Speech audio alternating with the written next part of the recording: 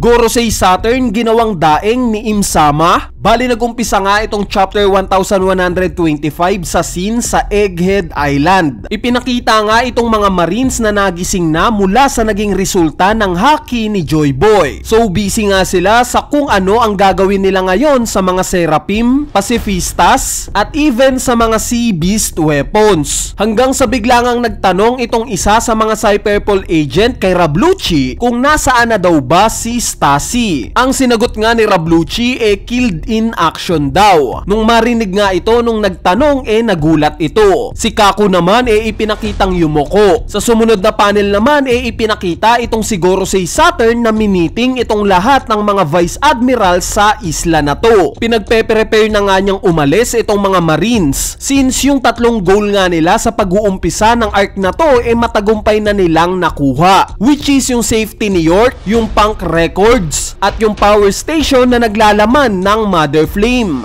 Mas better pa nga daw sana yung resulta, pero hayaan na daw nila. Hanggang sa nagsalita na nga itong mga Vice Admirals. Humingi nga sila ng tawad kay Saturn dahil although isang buster call na nga ang ginawa nila, nag-feel pa rin daw sila na mahuli ang Straw Hat Pirates or even si Jewelry Bonnie man lang sana. Hanggang sa itong sorry nga nila biglang nag-shift sa paghingi ng tsansa. Nirequest nga nila na sundan daw nila itong Straw Hat Pirates sa Elbaf, pero tinutulan nga ito ni Saturn dahil ayaw na nga daw niyang madagdagan pa yung failure nila since malaking disaster na nga daw yung nangyaring pagsisiwalat ni Vegapunk ng katotohanan sa mundo. Hanggang sa biglangang nabanggit ni Saturn yung patungkol kay Emmet o sa ancient robot. Nireveal nga na 200 years ago pala si Saturn pala mismo ang nagbigay ng pahintulot sa mga scientists na huwag sirain at pag-aralan na lang itong ancient robot. Biglangang nag-guilty si Saturn dahil itong desisyon niya na huwag sirain ang ancient robot ang mismong nagligtas pa sa Straw Hat Pirates. At bago pa nga matapos itong iniisip ni Saturn biglang sumingit itong si Vice Admiral Doberman. Bigla nga niyang tinanong si Saturn kung ano daw ba yung tinutukoy netong katotohanan na na-reveal ni Vegapunk sa mundo. Bali itong tanong nga na to kinainis ni Saturn. Kaya naman in an instant nga bigla nga niyang pinatumba si Doberman na parang nirekta lang niya yung haki niya dito. Yes guys, pinatay nga ni Gorosei Saturn si Doberman na parang insekto. Sa sumunod na panel naman nalipat nga yung scene sa Punk Records. Sa loob nga ng laboratory bigla nating nakita itong si York. Nagtataka nga itong si York dahil bigla na lang nag-produce ng napakaraming ulap itong Cloud Leaf machine nila. Hindi nga niya ito mapigilan hanggang sa nagka-idea nga siya na baka kagagawan daw ito ni Edison. Kaya naman gamit nga yung baril niya hinanap niya itong si Edison kung saan bigla nga niyang binaril itong kalahati ng labo paste. Ang naging resulta nga nito lumipad pataas itong kalahati ng labo paste kung nasaan mismo itong Punk Records. Huli na nga nung ma-realize ni York na kasama pala ito sa plano ni Edison. Sa sumunod na panel nga bigla namang napunta yung scene sa Merijoa. Dito nga ini-emphasize yung pagkakagulo ng mga Celestial Dragons dahil may mga Celestial Dragons nga na nagtataka kung totoo daw ba yung mga binitawang mensahe ni Vegapunk. May mga Celestial Dragons nga rin na nagagalit dahil sa kakulangan ng food supply nila. Kung matatandaan nyo itong shortage nga ng food supply sa Merijoa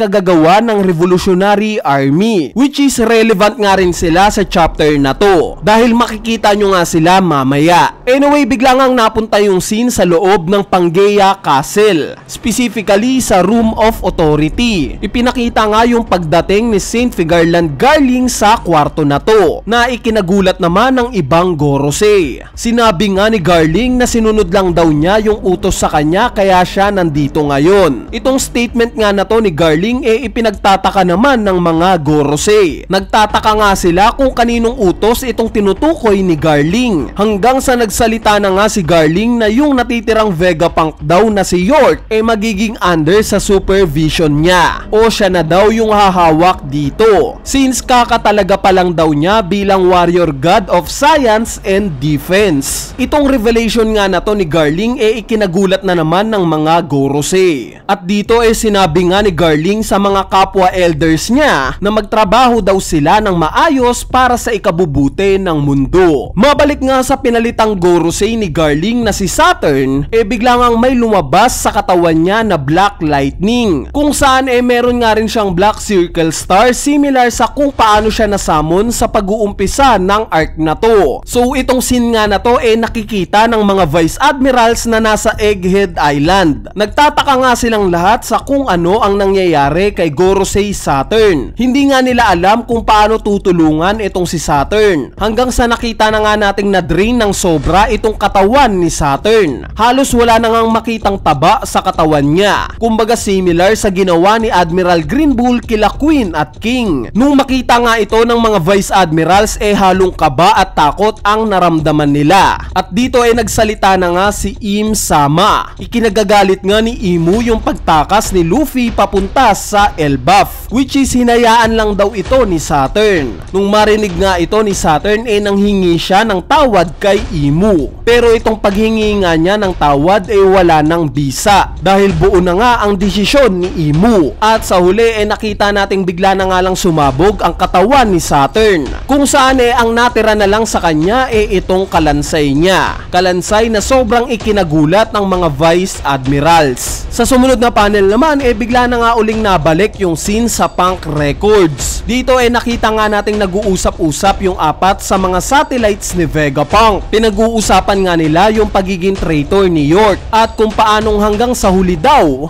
gumawa pa rin ito ng paraan para kainisan nila. Hanggang sa ipinakita na nga itong bagong Vegapunk. Meron nga itong ulo ni Edison, braso at kamay nila Atlas at Pythagoras, at katawan ni Shaka. Yung itsura nga nila pinagtatawanan nilang apat. So it seems like na itong bagong Vegapunk may apat na utak o apat na consciousness. Nung makita nga nila yung mga body parts ni York, ni-request ni Atlas na itapon na daw nila ito sa labas. Sa sumunod na scene naman ipinakitang tumatawag itong bagong satellite ni Vegapunk sa Wideria, which is nasagot naman ito ng nagtatakang si Haredas, since ang akala nga niya patay na itong si Vegapunk. Sa sumunod na panel naman nalipat na nga yung scene sa Kambaka Kingdom. Ipinakita nga na sinasummarize o sinusulat ni Koala yung naging announcement ni Vegapunk sa mundo, yung patungkol sa Void Century, yung patungkol sa mga ancient weapons, yung patungkol sa paglubog ng mundo, at yung patungkol sa kung sino man daw ang makakakuha sa One Piece treasure ang siyang magkakaroon ng advantage kapag dumating na yung catastrophe sa mundo. Hanggang sa nagkaroon nga ng realizations itong mga miyembro ng Revolutionary Army. Narealize nga bigla ni Sabo na kaya daw pala napiling manirahan ng mga Celestial Dragon sa Red Line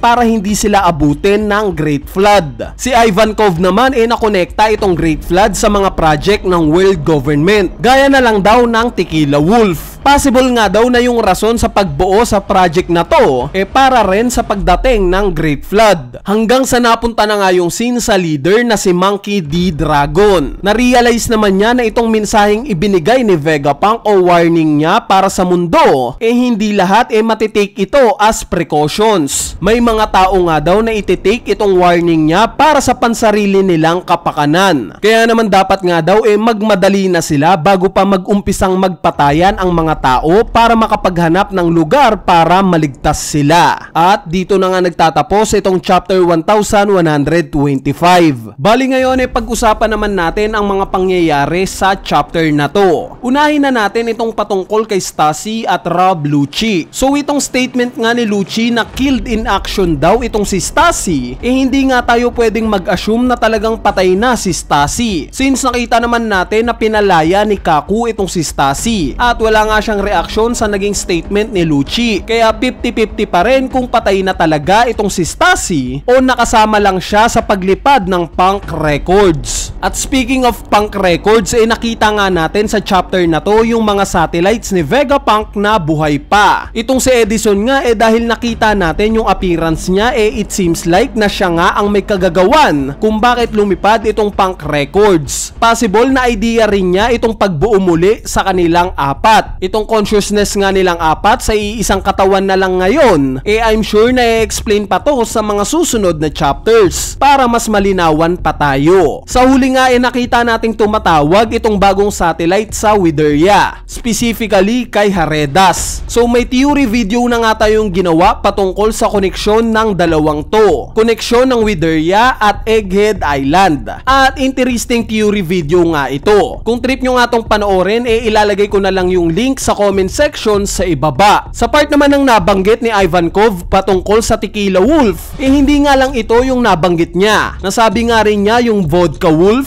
Rum Wolf at Bourbon Wolf. So itong tatlo nga na to ngayon pa lang na-reveal o ngayon pa lang natin narinig. At lahat nga ng ito klase ng alak, meaning konektado ito sa Tequila Wolf. At since alam naman natin na itong Tequila Wolf project sa East Blue, I assume na itong tatlong nabanggit ni Ivankov similar sa Tequila Wolf. Ang pinagkaiba nga lang ginagawa itong mga project na to sa tatlo pang karagatan, which is sa North, South at West Blue. Anyway, yung iba pang ang nilalaman ng chapter na to masarap pang ang pag-usapan. Kaya naman bibitinin ko muna kayo at gagawa na lang natin to ng separate video. Kaya stay tuned lang sa channel natin. So yun lang, peace!